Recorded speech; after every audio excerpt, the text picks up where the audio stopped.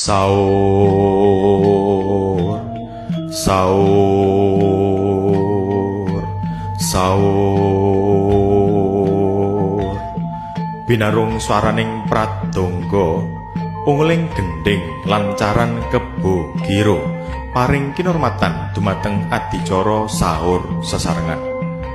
Para muslimin lan muslimat ingkang tansah hanggung mastuti pepoyaning kautamen.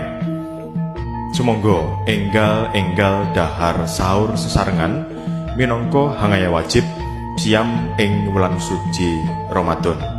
Dadosaken kawuningan samnika wancinipun tabuh sahur sesarengan.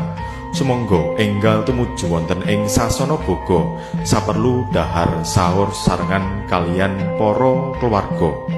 Dumateng para warga masyarakat, sumangga enggal-enggal sahur.